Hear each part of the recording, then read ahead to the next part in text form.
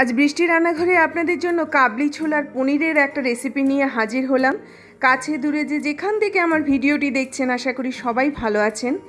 কাবলি ছোলা আর পনির দিয়ে একদম নিরামিষের দিনে খাওয়ার মতো ভাত বলুন, লুচি বলুন, পরোটা বলুন, একদম অ্যাপ্রোপ্রিয়েট কিন্তু একটা তরকারি নিয়ে হাজির হলাম। বিশেষ করে একদম ফুলকো লুচির সাথে যদি এইরকম কাবলি ছোলার তরকারি হয় তাহলে কিন্তু খাওয়াটা খুব অসাধারণ হয়ে ওঠে। তো চলুন কিভাবে আমি এটা তৈরি করেছি একবার দেখিয়ে দিচ্ছি। আমি এখানে কাবলি ছোলা নিয়ে নিয়েছি 200 গ্রামের মতো। আগের দিন রাত্রিবেলা ভিজিয়ে রেখেছিলাম। অ্যাটলিস্ট 5 থেকে 6 ঘন্টা ভিজিয়ে রাখতে হবে। এবার এটাকে আমি সেদ্ধ করব। মোটামুটি একটু দারচিনি দিয়ে দিয়েছি, একটুখানি লবঙ্গ দিয়ে দিয়েছি, দিয়ে একটুখানি সেদ্ধ করে নিয়েছি। সেদ্ধটা একটুখানি দেখিয়ে দিচ্ছি, এরকম প্রপারলি সেদ্ধ হতে হবে। এইবারে কাবলি ছোলার যখন সেদ্ধ করবেন তখন যা দেবেন কাবলি ছোলার মধ্যে কিন্তু তার গন্ধটা খুব সুন্দরভাবে যায়। তার সাথে আমি হাফ কাপ আলু নিয়ে নিলাম একটুখানি পনিরগুলোকে একদম ছোট ছোট করে কেটে নিয়েছি। সবগুলো সাইজ একরকম হলে দেখতেও ভালো লাগে, সেদ্ধটাও খুব সুন্দর হয়, খেতেও ভালো লাগে।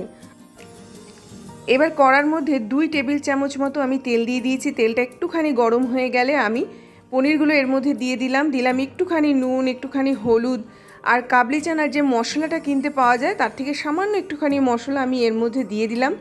দিয়ে এটাকে খুব ভালো করে এইভাবে নেড়ে নেব।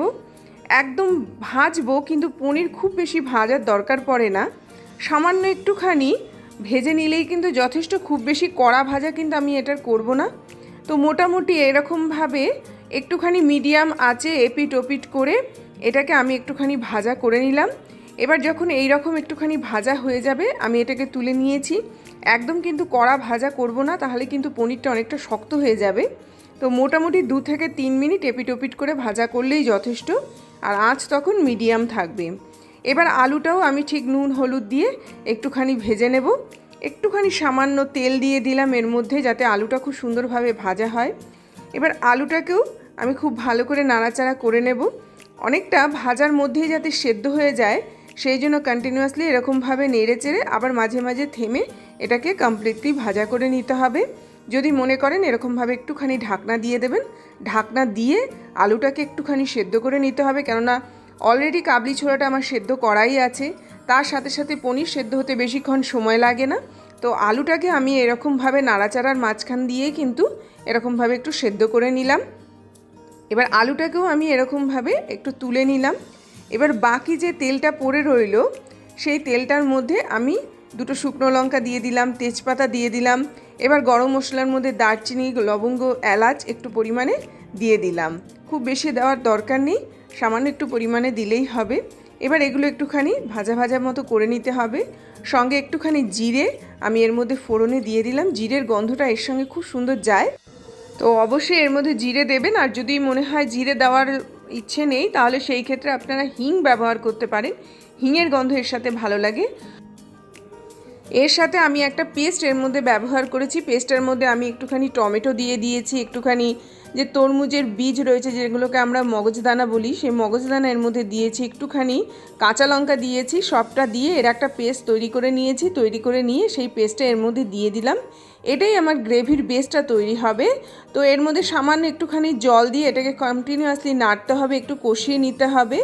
তো এই রকমভাবে আমি কন্টিনিউয়াসলি এটাকে একটুখানি মিডিয়াম হাই ফ্লেমের মধ্যে আমি এর মধ্যে কষতে দিলাম। তার সাথে সাথে কিছুটা কাবলি ছোলা, কয়েকটা কাবলি ছোলা নিলেই হবে। তো কাবলি ছোলাগুলোকে আমি একটুখানি পেস্ট করে নেব।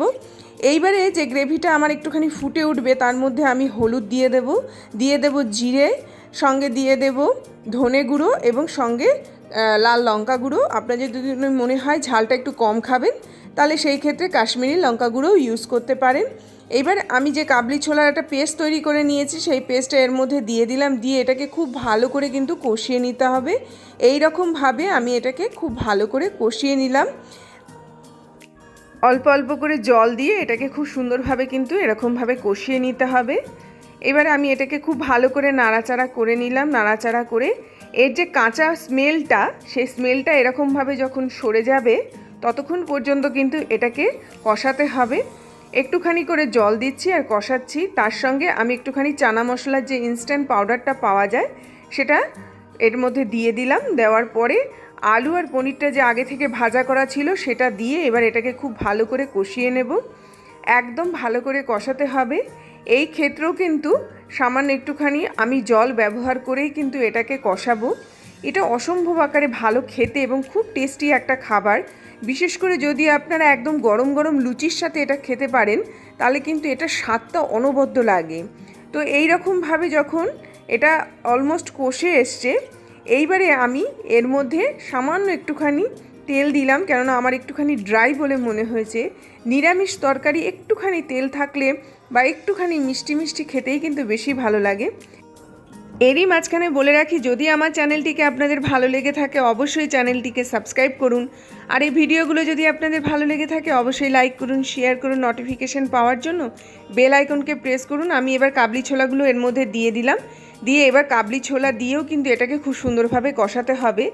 আসলে নিরামিষ রান্না একটুখানি কষিয়ে নিলে পরে কিন্তু খেতে বেশি ভালো লাগে। তবে যেহেতু এর মধ্যে পনির আছে, একটু হালকা হাতে কিন্তু এটাকে কষাতে হবে। খুব বেশি নাড়াচাড়া করলে পরে কিন্তু পনিরটা অনেকটা সফট থাকে, তো ভেঙে যাওয়ার সম্ভাবনা থাকে। তো আমি এই রকমভাবে কিন্তু দেখুন কতটা সুন্দর লাগছে এটা কষানোর পরে। এবার এর মধ্যে আমি একটুখানি চিনি দিয়ে দিলাম, যদিও পরিমাপে একটুখানি কম দিয়েছি। আপনাদের যদি একটুখানি মিষ্টি খেতে বেশি ভালো লাগে তাহলে আপনারা আর একটুখানি মিষ্টি দিতে পারেন। পনিরের রান্নাতে একটুখানি মিষ্টি হলে ভালো লাগে। সবটা দিয়ে আবার একটুখানি কষিয়ে নিলাম। কষিয়ে নেওয়ার পরে আমি এবার এর মধ্যে জল দিয়ে দিলাম। মোটামুটি 1.5 কাপ মতো জল দিয়েছি। এবারে গ্রেভি যে যে অনুপাতে খেতে চান সেই অনুপাতে দিতে পারেন। একটুখানি কাঁচা লঙ্কা আমি এর মধ্যে অ্যাড করে দিয়েছি। এইরকমভাবে গ্রেভিটা যখন একটু ফুটে উঠেছে পরিমাণ মতো নুন দিয়ে দিলাম। দিয়ে এইবারে এটাকে ভালো করে নাড়াচাড়া করে নিয়ে তারপরে এটাকে ঢেকে দিতে হবে, যাতে এটা সম্পূর্ণ রূপে কুক হয়, খুব ভালো করে যাতে এটা সেদ্ধ হয়। এই রকমভাবে 7-8 মিনিট বাদে যখন এটা খুব ভালো করে এরকমভাবে সেদ্ধ হয়ে যাবে, সেদ্ধ হয়ে যাওয়ার পরে আমার রান্না কিন্তু প্রায় অলমোস্ট শেষ হয়ে আসবে। আমি এর মধ্যে একটুখানি শাহি গরম মশলা ছড়িয়ে দিলাম। আপনাদের যদি মনে হয় এখানে হিংও দিতে পারেন, তবে সেই ক্ষেত্রে আর ধনেপাতা দেওয়ার দরকার নেই। একটুখানি গার্নিশিংয়ের জন্য আমি ধনেপাতাটা ইউজ করেছি, অপশনাল। আপনাদের যদি খেতে না ভালো লাগে আপনারা নাও দিতে পারেন। আবারও খুব ভালো করে এটাকে নাড়াচাড়া করে নিলাম। খুব সুন্দর এই তরকারিটা আপনারা ভাতের সাথে খেতে পারেন, তবে বেশি ভালো লাগে লুচি অথবা পরোটার সাথে। দেখুন কতটা সুন্দর হয়েছে দেখতে, ততটাই কিন্তু সুন্দর হয়েছে এটা খেতে। অবশ্যই বাড়িতে এটা ট্রাই করুন, আর কেমন হয়েছে অবশ্যই আমাকে জানাবেন।